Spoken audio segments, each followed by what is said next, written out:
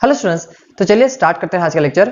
और बेटा देखो, लास्ट लेक्चर में हमने क्या पढ़ा था। हमने नर्स इक्वेशन को कैसे एक कंप्लीट गैलोनिक सेल के ऊपर कैसे कंप्लीट सेल के ऊपर अप्लाई किया जाता है वो सीखा था।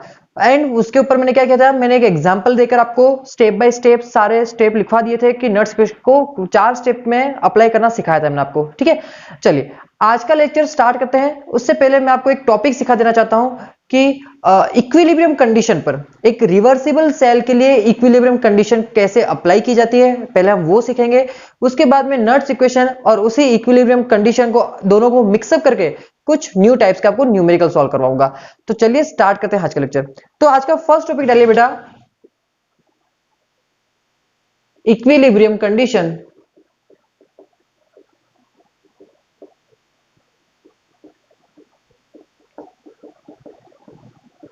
For reversible cell.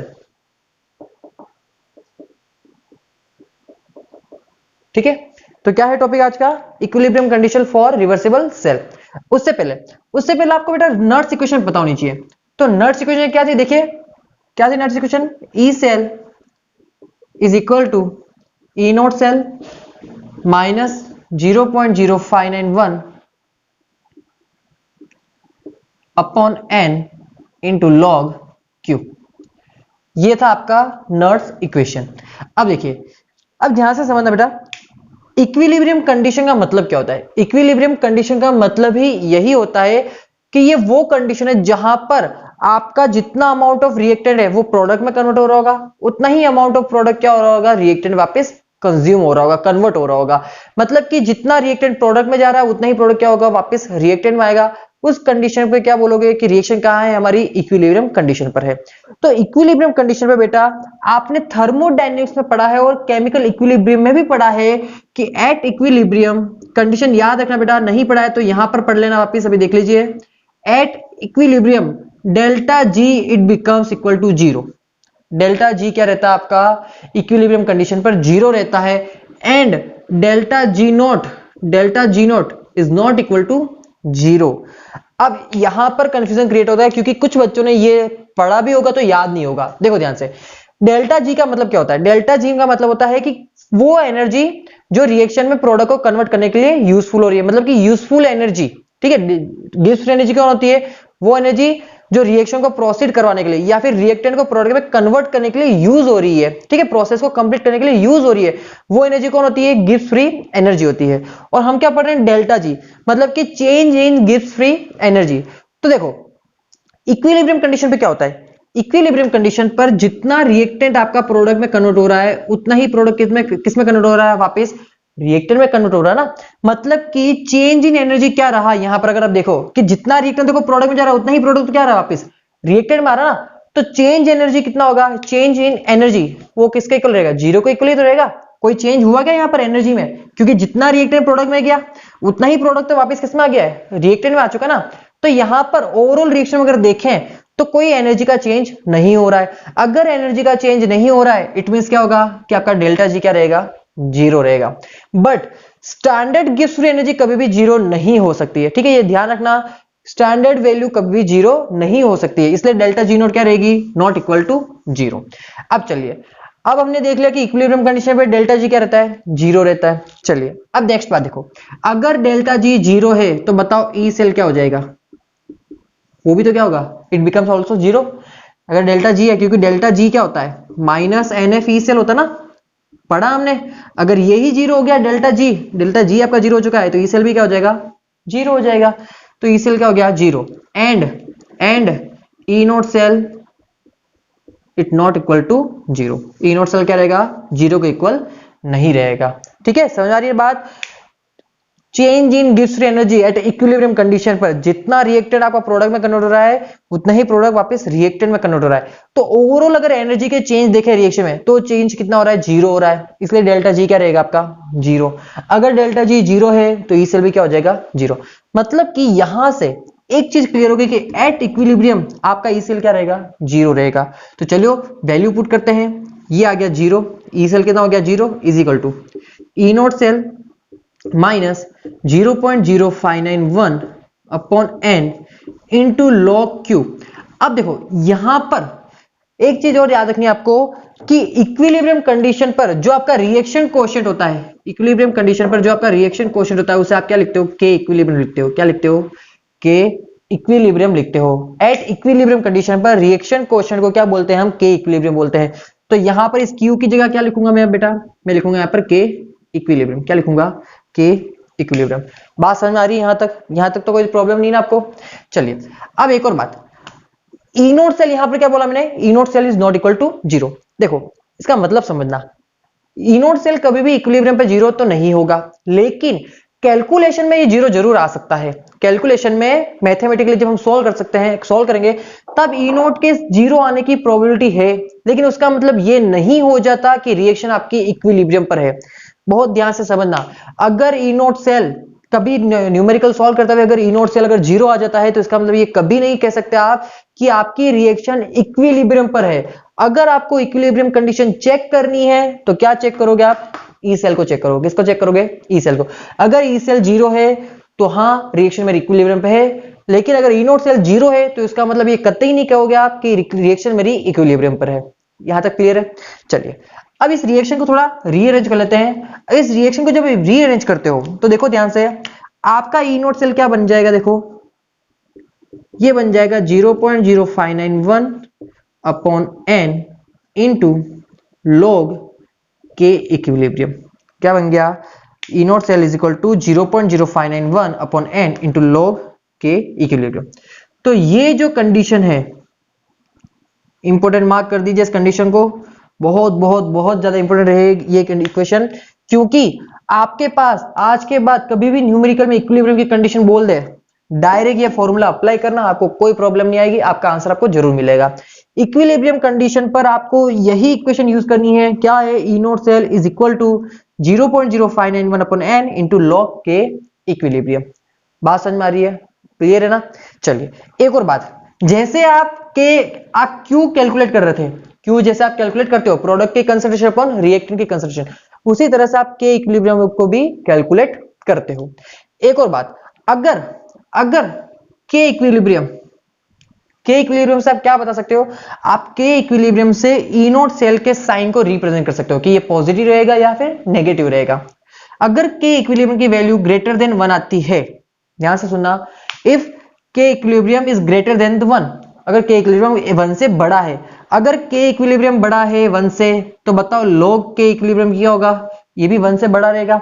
तो ये ओवरऑल वैल्यू भी क्या आएगी, ग्रेटर देन 1 आएगी। अगर ये ओवरऑल वैल्यू ग्रेटर देन 1 आ रही है तो बताओ आपका ई नोट सेल भी क्या हो जाएगा, इट ऑल्सो ग्रेटर देन 1। ठीक है, इट ऑल्सो ग्रेटर देन 1। ठीक है, मतलब कि पॉजिटिव रहेगा।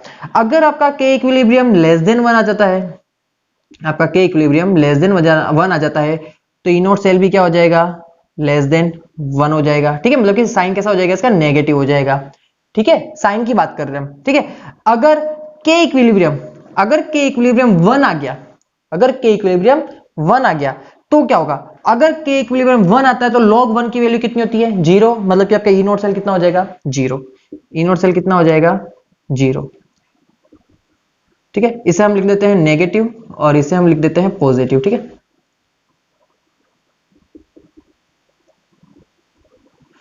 अब ध्यान से सुनो, ई नोट सेल 0 आया, इसका मतलब ये नहीं हुआ कि रिएक्शन मेरी इक्विलिब्रियम पर है। मैं वापस बोल रहा हूं, ई नोट सेल 0 क्यों आया, क्योंकि के इक्विलिब्रियम की वैल्यू कितनी हो गई थी, 1 हो गई थी। इसकी वैल्यू 1 हुई इसलिए ई नोट सेल 0 आया। इससे ये प्रूव नहीं होता है कि आपकी रिएक्शन इक्विलिब्रियम पर है। ठीक है, तो ये चीज थी equilibrium condition for reversible cell के लिए। तो चलिए इसे नोट कीजिए, फिर हम स्टार्ट करते हैं इस कंसेप्ट को, और जो हमने लास्ट लेक्चर में पढ़ा था गैल्वेनिक सेल के ऊपर, सॉरी एक कंप्लीट सेल के ऊपर नर्ड्स इक्वेशन को कैसे अप्लाई किया जाता है, इन दोनों कंसेप्ट को हम मिक्सअप करके कुछ न्यूमेरिकल सॉल्व करते हैं। चलिए स्टूडेंट, तो देखिए क्वेश्चन क्या है। Here is the question. एक आपके पास सेल रिप्रेजेंटेशन गिवन है, Sn solid, it converts into Sn+2 aqueous. इसकी कंसंट्रेशन गिवन आपको 1 मोलर। ओके, यहां पर सॉल्व कीजिए।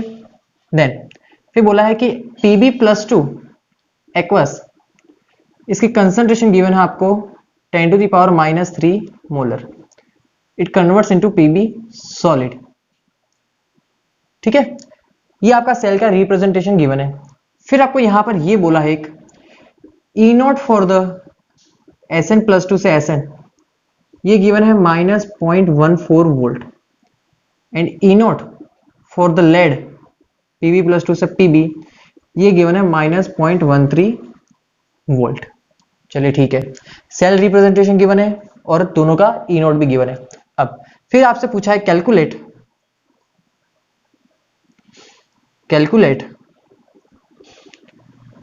EMF of the cell and also comment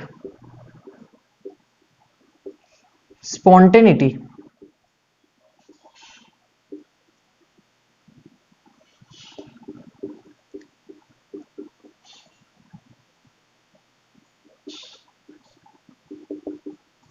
of reaction। ठीक है, हमें क्या बताना है कि रिएक्शन स्पॉन्टेनियस है या नहीं, और हमें क्या बताना है सेकंड उसका ईएमएफ भी अपने कैलकुलेट करना है। तो चलिए स्टार्ट करते हैं न्यूमेरिकल को। देखो कैसे सॉल्व करोगे।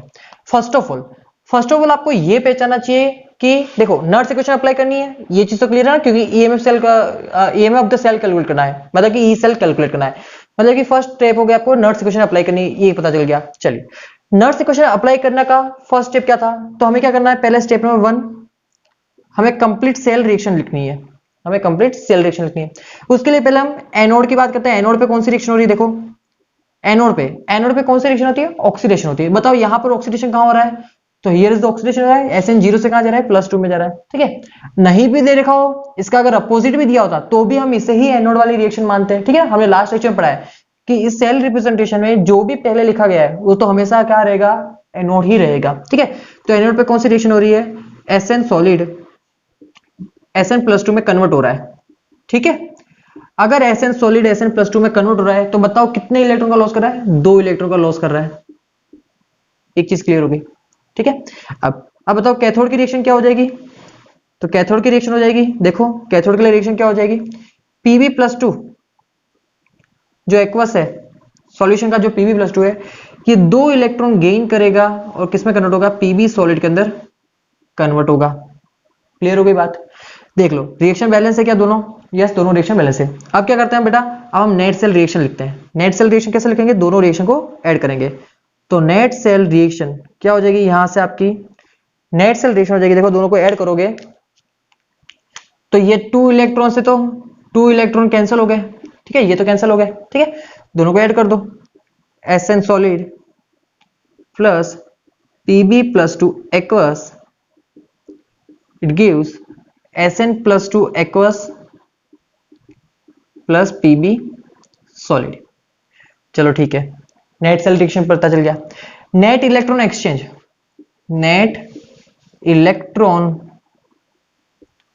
एक्सचेंज कितना हुआ रिएक्शन में, तो वो हुआ है 2 इलेक्ट्रॉन का एक्सचेंज हुआ है। चलो एक और बात पता चल गया हमें। ठीक है, अब थर्ड चीज क्या पता करते हैं, थर्ड स्टेप क्या था, क्यू रिएक्शन कोएफिशिएंट कैलकुलेट करना है। ठीक है ना, तो रिएक्शन कोएफिशिएंट क्या हो जाएगा, प्रोडक्ट की कंसंट्रेशन अपॉन रिएक्टेंट की कंसंट्रेशन।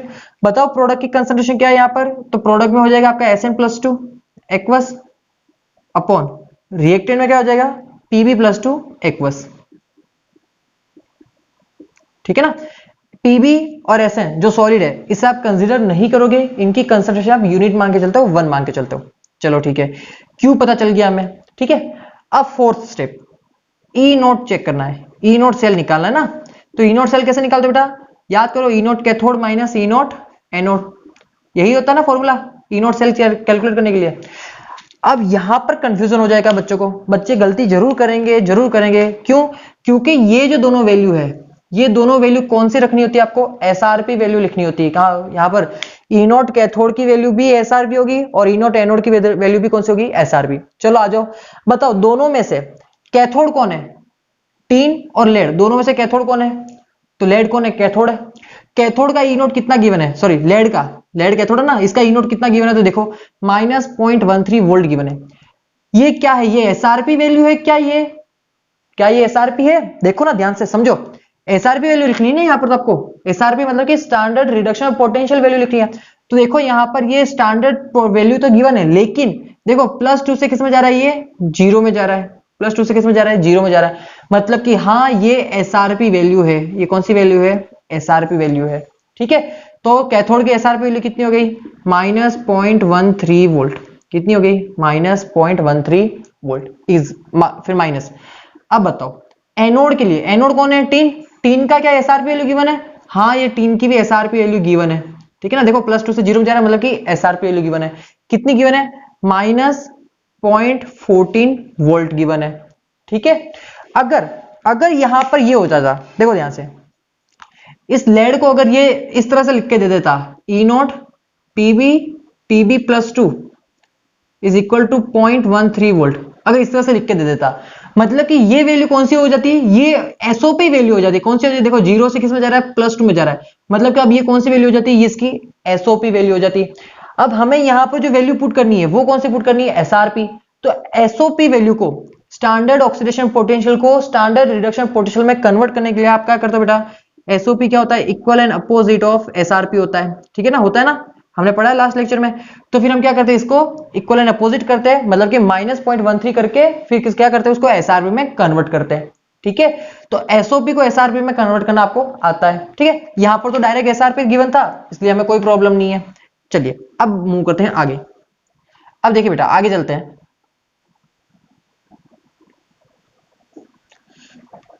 E0 सेल यहां से कैलकुलेट करो, E0 सेल कितना आ जाएगा, देखो E0 सेल आ जाएगा आपका यहां पर 0.01 वोल्ट। कितना आ जाएगा, 0.01 वोल्ट। E0 सेल कैलकुलेट कर लिया। चलिए E0 सेल कैलकुलेट कर लिया, रिएक्शन क्वेश्चन कैलकुलेट कर लिया है, नेट इलेक्ट्रॉन एक्सचेंज भी कैलकुलेट कर लिया है। तो अप्लाई करते हैं नर्स इक्वेशन। क्या हो जाएगी Nernst equation, E cell is equal to E0 cell -0.0591 upon n into log Q. चलो वैल्यू पुट करते हैं सारी। तो ई सेल तो आपको कैलकुलेट करना है। देखो मुझे कैसे पता चला कि ई सेल कैलकुलेट करना है, यहां पर बोला है EMF of the cell calculate करो। क्या, ईएमएफ ऑफ द सेल। यहां पर ये कहीं नहीं बोला कि स्टैंडर्ड ईएमएफ कैलकुलेट करो, यहां पर डायरेक्ट बोला ईएमएफ, मतलब कि ये ई सेल कैलकुलेट करना है। ठीक है ना, फिर ई नोट की वैल्यू कहां से लाए हम, वो रही 0.01 माइनस, इसको लिख देता हूं मैं 0.06, न्यूमेरिकल इजी सॉल्व हो जाएगा। एंड कितने इलेक्ट्रॉन एक्सचेंज हुए बताओ, इस पूरी रिएक्शन में कितने इलेक्ट्रॉन एक्सचेंज हुए, नेट सेल इलेक्ट्रॉन एक्सचेंज कितने हैं, 2/2 इंटू लॉग प्रोडक्ट की कंसंट्रेशन पर रिएक्टेंट कंसंट्रेशन, क्योंकि क्या ये Sn+2 अपन लेड। बताओ Sn+2 की कंसंट्रेशन कितनी है, तो 1 मोलर, तो यहां पे लिख दो 1। ठीक है, बताओ Pb+2 की वैल्यू की कंसंट्रेशन कितनी है, 10⁻³ है। ठीक है, ये हमने वैल्यू सारी पुट कर ली। चलो अब इसे सॉल्व करना, सिंपल सा सॉल्व करते हैं। देखो क्या हो जाएगा, 0.01 माइनस 0.03 इंटू लॉग, ये तो 2 से 3 बार कैंसिल हो जाएगा ना, इंटू लॉग 1 इंटू लॉग 1, इसको कर देते हैं log 1/10⁻³ है ना, इसको ऊपर ले आएंगे तो 10 टू दी पावर क्या हो जाएगा, +3 हो जाएगा। ठीक है, और log a to the power b क्या होता है, b log a होता है। ठीक है, तो क्या हो जाएगा ये 0.01 माइनस 0.03 इंटू 3 इंटू लॉग 10 हो जाएगा। हो जाएगा, पढ़ा ना हमने, log a to the power b क्या होता है, b log a, तो b 3 क्या हो गया, पावर जो है वो क्या आगे आ गई। ठीक है, इंटू log 10, log 10 की वैल्यू कितनी होती है बेटा, log 10 की वैल्यू होती है 1। कितनी होती है, 1। तो इसको तो हटा दो यहां से। ठीक है, इसको तो 1 हटा दो। चलो 3 इंटू 0.03 कितना हो जाएगा, ये 0.09 हो जाएगा। सॉल्व कर लो, कितनी आ जाएगी वैल्यू, -0.08 वोल्ट आएगी। कितनी आएगी वैल्यू आपके पास, -0.08 वोल्ट। अब देखो आपका ई सेल क्या आया, आपका ई सेल आया -0.08 वोल्ट। क्या हमने कैलकुलेट कर लिया EMF of the cell, yes हमने फर्स्ट क्वेश्चन सॉल्व कर लिया, EMF of the cell calculate कर लिया। लेकिन उसने और क्या पूछा है, उसने और पूछा है also comment spontaneity of reaction. Reaction के स्पॉन्टेनियस होने के लिए, रिएक्शन के स्पॉन्टेनियस होने के लिए ई सेल क्या चाहिए आपको, ग्रेटर देन 0। क्या यहां पर ई सेल आपका ग्रेटर देन 0 है, नहीं है। मतलब कि यहां से प्रूव होता है रिएक्शन इज नॉन स्पॉन्टेनियस। ठीक है ना, हमने पढ़ा है कि रिएक्शन के स्पॉन्टेनियस होने के लिए ई सेल क्या चाहिए, ग्रेटर देन 0 चाहिए, लेकिन यहाँ पर ई सेल मिला लेस देन 0 आ रहा है, मतलब कि रिएक्शन क्या है मेरी नॉन स्पॉन्टेनियस है। तो चलिए आई होप ये न्यूमेरिकल आपको समझ में आ गया होगा, इसे कंप्लीट नोट कीजिए, फिर हम आगे मूव करते हैं। तो देखो नेक्स्ट क्वेश्चन आपके पास, for the following cell platinum solid Fe+3 aqueous converts into Fe+2 aqueous, concentration given है यहाँ पर 1, ठीक है, दोनों की कंसंट्रेशन कितनी है 1 मोलर है। फिर बोला cerium +4 aqueous converts into cerium +3 aqueous platinum solid, इसकी कंसंट्रेशन भी कितनी गिवन है 1 गिवन है, ठीक है, दोनों का आपको ई नोट गिवन है, ठीक है। फिर बोला है ए पार्ट, देखो इसके क्वेश्चन के दो पार्ट है, मैं आपको एक सॉल्व करवा रहा हूं अभी, फिर मैं सेकंड पार्ट सॉल्व करवाता हूं, ठीक है। तो पहले मैंने ए पार्ट ही लिखा है, यहाँ पर क्या है, if an ammeter is connected then predict the direction of current flows, ठीक है, सिंपल सा क्वेश्चन है, कुछ नहीं बताना आपको, करंट कौन सी डायरेक्शन में फ्लो होगा आपको ये बताना है, ठीक है। ये जो क्वेश्चन है, ये क्वेश्चन आपसे पूछा गया है IIT 2000 में, कब पूछा गया था ये IIT 2000 में पूछा गया है क्वेश्चन, ठीक है। तो बहुत सिंपल था ये क्वेश्चन, देखिए सॉल्व करते हैं इस क्वेश्चन को। तो क्या है सॉल्यूशन इसका, देखो पहले फर्स्ट ऑफ ऑल एनोड कौन होगा, तो हियर इज द एनोड, देखो यहां पर देखो +3 से +2 में जा रहा है, +3 से +2 में जा रहा है मतलब कि रिडक्शन शो किया है, यहां पर भी +4 से +3 में जा रहा है मतलब कि ये भी रिडक्शन है, दोनों साइड कौन सी रिएक्शन लिखी है, रिडक्शन की रिएक्शन लिखी है, ठीक है। लेकिन हमें पता है कि सेल रिप्रेजेंटेशन में जो भी स्टार्टिंग वाला पोर्शन होगा वो कौन होगा, हमेशा एनोड होगा, मतलब कि ये क्या है एनोड है, एनोड पे कौन सी रिएक्शन होती है बेटा, ऑक्सीडेशन रिएक्शन होती है, ठीक है।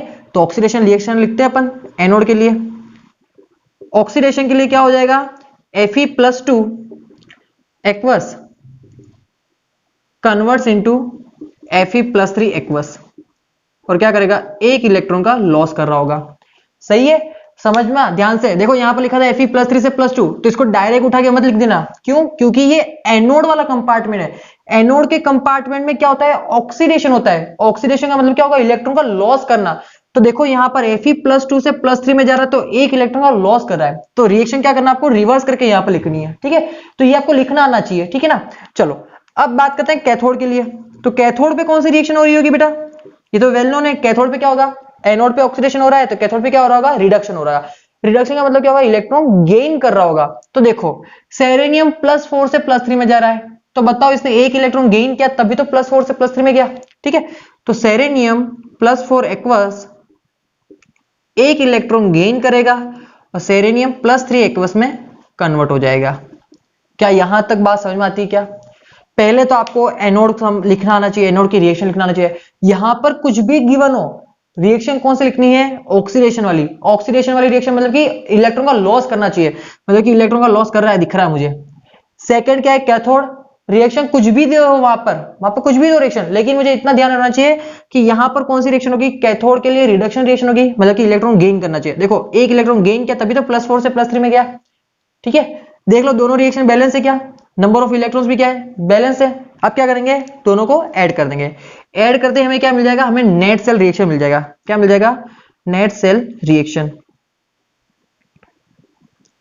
तो चलो नेट सेल रिएक्शन निकाल लेते हैं, क्या हो जाएगा एक इलेक्ट्रॉन से एक इलेक्ट्रॉन कैंसिल हो गया, जो बचा है उसे ऐड कर दो, तो क्या हो जाएगा Fe+2 aqueous plus cerium +4 aqueous gives Fe+3 aqueous and cerium +4 aqueous, ठीक है।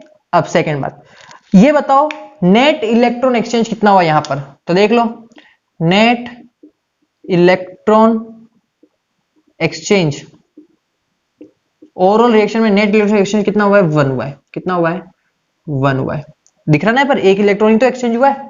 चलो ठीक है क्यू कैलकुलेट कर लेते हैं, क्यू क्या हो जाएगा रिएक्शन क्वेश्चन प्रोडक्ट की कंसंट्रेशन अपॉन रिएक्टेंट की कंसंट्रेशन, देखो ये दोनों क्या है एक्वस, मतलब कि दोनों की कंसंट्रेशन क्या करनी है हमें कंसीडर करनी है, ठीक है। तो देखो लिख लो क्या हो जाएगा Fe+3 फिर क्या हो जाएगा सेरेनियम +4 अपॉन सॉरी ये +3 था, ठीक ठीक है, अपॉन क्या हो जाएगा Fe+2 और क्या हो जाएगा सेरेनियम +4 हो जाएगा, सही है। चलो अब Q की वैल्यू कैलकुलेट कर ले क्या यहीं पे? देखो Q, बताओ Fe+3 की कंसंट्रेशन कितनी है? देखो यहां पर देखो क्या वैल्यू दी है, A = 1, A का मतलब कि कंसंट्रेशन गिवन आपको, ठीक है। यहां पर भी क्या गिवन है, A = 1। दोनों ही केस में Fe+3 के केस में भी कंसंट्रेशन 1 है, मतलब कि इसकी कंसंट्रेशन भी 1 मोलर है, इसकी भी 1 मोलर है, इसकी भी 1 मोलर है और इसकी भी 1 मोलर है, ठीक है। देखो यहाँ पर गिवन है 1 और यहाँ पे भी गिवन है A = 1, मतलब कि दोनों केस में Fe+3 केस हो या फिर Fe+2 केस हो, दोनों केस में वैल्यू कितनी है कंसंट्रेशन की, 1। सेरेनियम+4 का केस हो या सेरेनियम+3 का केस हो, दोनों ही केस में कंसंट्रेशन कितनी है, 1, ठीक है। तो सबकी कंसंट्रेशन हो गई 1, तो Q की वैल्यू क्या आ गई, 1 आ गई ना, सिंपल सा है, सबको 1 रख दोगे तो 1 आ गई। नेट इलेक्ट्रॉन एक्सचेंज कितना है, 1, Q कितना है, 1। चले आगे, चलो नर्स इक्वेशन अप्लाई करते हैं। तो नर्स इक्वेशन क्या हो जाएगी बेटा, नर्स इक्वेशन हो जाएगी आपका E cell is equal to E naught cell minus 0.0591 upon n into log Q। सबकी वैल्यू पुट कर देते हैं, चलो E cell is equal to E naught cell minus 0.0591 upon कितना हो जाएगा, n की वैल्यू 1 इंटू log कितना है, 1 है। log 1 की वैल्यू होती है 0, log 1 की वैल्यू कितनी होती है, 0, मतलब कि ये ओवरऑल वैल्यू कितनी हो जाएगी, 0। मतलब कि यहां से एक प्रूव हो गया कि हमारा इस रिएक्शन के लिए जो ई सेल है वो किसके इक्वल है, ई नोट सेल के इक्वल है। क्या यहां तक बात समझ में आ रही है आपको? देखो log 1 की वैल्यू क्या होती है, 0, 0 को किसी से मल्टीप्लाई करो सब क्या हो जाएगा, 0। मतलब E cell is equal to क्या हो गया, ई नोट सेल हो गया। तो अब ई नोट सेल कितना है, देखो हमने कैलकुलेट नहीं किया, चलो कैलकुलेट कर लेते हैं, कैलकुलेट। ई नोट सेल क्या हो जाएगा बेटा, ई नोट कैथोड माइनस ई नोट एनोड। वापिस याद करो कौन सी वैल्यू पुट करनी है, एसआरपी वैल्यू पुट करनी है। कौन सी वैल्यू पुट करनी है, एसआरपी वैल्यू पुट करनी है दोनों की। बताओ मुझे कैथोड कौन है, कैथोड कौन है, कैथोड वो होगा जिसका रिडक्शन हो रहा है। बताओ कैथोड कौन है, सेरेनियम, इस पर रिडक्शन हो रहा है। इसके लिए ई नोट कितना गिवन है, ये देखो यहां पर, अब देखो ये क्या बोला, ई नोट, ये रिडक्शन पोटेंशियल गिवन है क्या, ये एसआरपी गिवन है नहीं, क्यों, क्योंकि देखो +3 से क्या लिखा है, +3 से +4 लिखा है। अगर +3 से +4 लिखा है यहां पर, मतलब कि ये कौन सी वैल्यू है, ये एसओपी वैल्यू है। कौन सी वैल्यू है, एसओपी। एसओपी को एसआरपी में कन्वर्ट करना है तो क्या हो जाएगा, इक्वल एंड अपोजिट हो जाएगा ऑफ एसआरपी। तो -1.61 वोल्ट क्या है, ये एसओपी वैल्यू है। और अगर एसआरपी लिखनी है तो क्या हो जाएगा, +1.61 वोल्ट हो जाएगा। हो जाएगा क्या, सही है। चलो माइनस, बताओ एनोड, एनोड का एसआरपी कितना गिवन है, तो देखो +3 से +2 लिखा है, तो हाँ एसआरपी गिवन है, कितना है 0.77 वोल्ट, कितना है 0.77 वोल्ट गिवन है। चलो हो गया, इसको सॉल्व कर लो, आपको क्या मिल जाएगा, ई नोट सेल मिल जाएगा। तो कैलकुलेट कर लो कितना हो जाएगा, ये हो जाएगा 0.11 में से कितना गया वापिस 10 गया, तो 0.9, 0.9 में से 91 90 684 0.84 वोल्ट आएगा। कितना आ जाएगा, 0.84 वोल्ट। तो ई नोट सेल आ गया आपका 0.84 वोल्ट। तो बताओ ई सेल भी कितना आ जाएगा, 0.84 वोल्ट। सही है क्या। चलो अब फर्स्ट क्वेश्चन क्या था, if an ammeter is connected then predict the direction of current flows. Current की डायरेक्शन बतानी है हमें, क्या मिला है, ई सेल मिला है।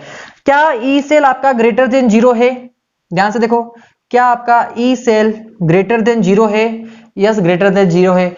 अगर ई सेल ग्रेटर देन 0 है मतलब कि आपकी रिएक्शन क्या हो गई, स्पॉन्टेनियस हो गई। क्या हो गई, रिएक्शन स्पॉन्टेनियस हो गई। अगर आपकी रिएक्शन स्पॉन्टेनियस है मतलब कि इलेक्ट्रॉन का जो फ्लो है, electron flows from anode to cathode. क्या बात सही है। अगर रिएक्शन स्पॉन्टेनियस है मतलब कि आपका इलेक्ट्रॉन क्या कर रहा होगा, एनोड से कैथोड की टुवर्ड्स फ्लो कर रहा होगा। अगर इलेक्ट्रॉन एनोड से कैथोड जा रहा है तो बताओ करंट का डायरेक्शन, करंट की डायरेक्शन क्या हो जाएगी, करंट डायरेक्शन क्या हो जाएगी आपकी, कैथोड टू एनोड। क्या हो जाएगी, कैथोड टू एनोड। मतलब कि आपकी करंट सेरेनियम से किसके टुवर्ड्स जा रही होगी, करंट आपकी सेरेनियम से Fe की टुवर्ड्स मूव कर रही है। ठीक है, तो क्लियर हो गया फर्स्ट क्वेश्चन का आंसर आपको। चलिए इसे नोट कीजिए, फिर इसका सेकंड पार्ट समझते हैं। चलिए तो ध्यान से देखना, सेकंड पार्ट क्या है, विल द करंट इंक्रीज और डिक्रीज विथ टाइम। अब हमें क्या बताना है कि जो हमारी करंट है वो टाइम के साथ इंक्रीज होगी या फिर डिक्रीज होगी। तो देखो अब ध्यान से समझिए, जब भी टाइम के साथ अगर करंट का रिलेशन बताना है, टाइम के साथ करंट का रिलेशन बताना है कि वो इंक्रीज हो गया डिक्रीज, तो आप क्या करो, Q एंड K इक्विलिब्रियम दोनों को कैलकुलेट कर लो और दोनों को रिलेट करो। पहले क्यों बोल रहा हूं मैं ऐसा, तो समझो। Q की वैल्यू कितनी है, तो अभी हमने चेक की थी, रिएक्शन क्वोशिएंट की वैल्यू कितनी आई थी, 1 आई थी। इससे पहले वाले क्वेश्चन में चेक किया हमने, ठीक है। देखो रिएक्शन क्वोशिएंट की वैल्यू आ गई 1। अब कैलकुलेट क्या करना है, K इक्विलिब्रियम। तो चलो K इक्विलिब्रियम कैलकुलेट करते हैं। तो याद करो K इक्विलिब्रियम, K इक्विलिब्रियम के लिए कौन सी इक्वेशन लगानी है, E not cell minus 0.0591 upon n into log K equilibrium. ठीक है, याद है ना इक्वेशन। चलो ई नोट सेल कितना आया था, 0.84 वोल्ट आया था, अभी हमने कैलकुलेट किया था।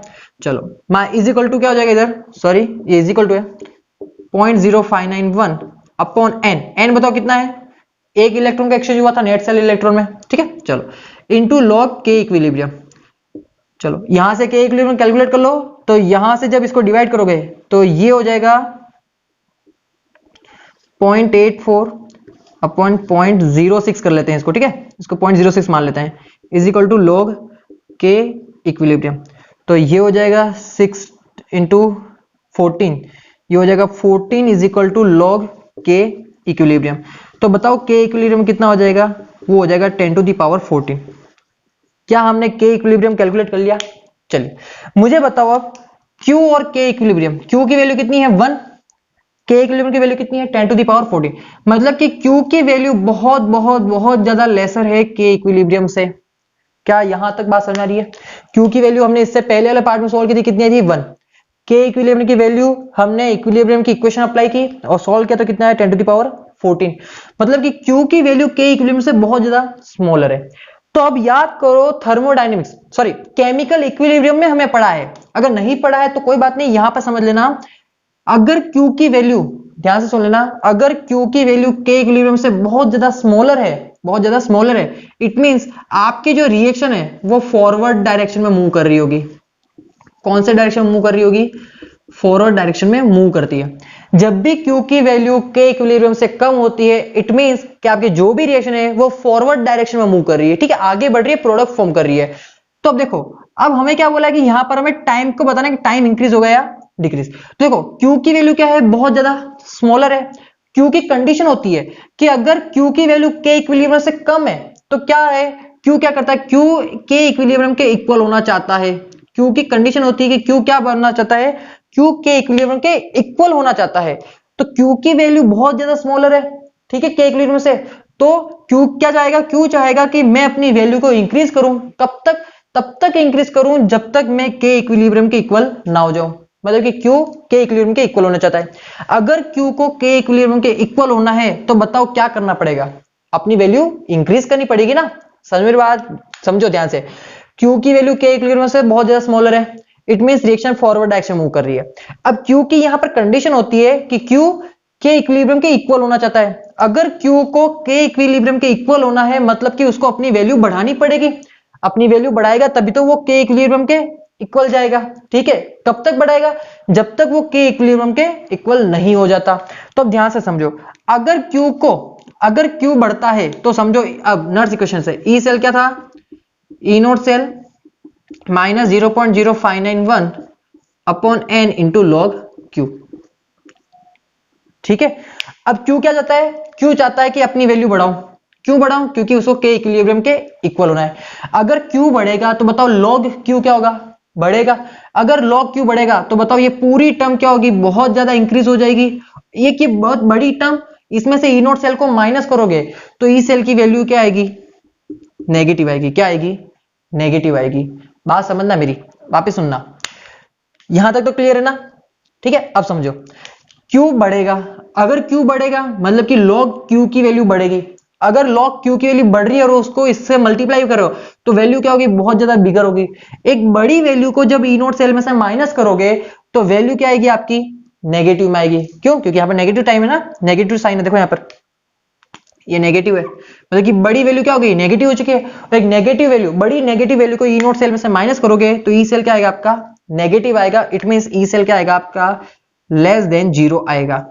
अगर आपका ई सेल लेस देन 0 आ रहा है, ठीक है, अगर आपका ई सेल लेस देन 0 आ रहा है तो बताओ बताओ डेल्टा जी क्या होगा, ग्रेटर देन जीरो, सही है। अगर ई नोट सेल ई सेल आपका लेस देन जीरो आता है, डेल्टा जी क्या होगा, ग्रेटर देन जीरो। डेल्टा जी अगर ग्रेटर देन जीरो है, मतलब कि डेल्टा जी अगर ग्रेटर देन जीरो है, मतलब कि रिएक्शन क्या होना चाहती है, नॉन स्पॉन्टेनियस होना चाहती है। अगर रिएक्शन नॉन स्पॉन्टेनियस होना चाहती है तो बताओ करंट क्या होगा, फास्ट होगी या स्लो होगी, करंट क्या होगी, स्लो होगी ना, तभी तो रिएक्शन नॉन स्पॉन्टेनियस होती है। इट मींस जब सेकंड कंडीशन जो है, यहां पर आपका आंसर क्या रहेगा, current will decreases with time, current will decreases with time, ठीक है। तो समझो, वापस एक बार वापस समझते हैं इसको, सेकंड पार्ट बहुत इंपॉर्टेंट है। देखो हमें क्या बताना था, हमें करंट का और टाइम का रिलेशन बताना था। तो हमने क्या किया, क्यू को और के इक्विलिब्रियम को एक दूसरे से रिलेट किया। क्यू की वैल्यू इसके पहले पार्ट में हमने कैलकुलेट कर ली थी, क्या थी 1। के इक्विलिब्रियम की वैल्यू कैलकुलेट करना है तो के इक्विलिब्रियम कंडीशन अप्लाई करेंगे, ठीक है, रिवर्सिबल सेल के लिए। के इक्विलिब्रियम हमने कैलकुलेट कर लिया, कितना है 10⁻14। क्यू की वैल्यू के इक्विलिब्रियम से बहुत ज्यादा स्मॉलर है। जब भी क्यू की वैल्यू के इक्विलिब्रियम से स्मॉलर होती है, मतलब कि रिएक्शन आपकी फॉरवर्ड डायरेक्शन में मूव करती है, ठीक है।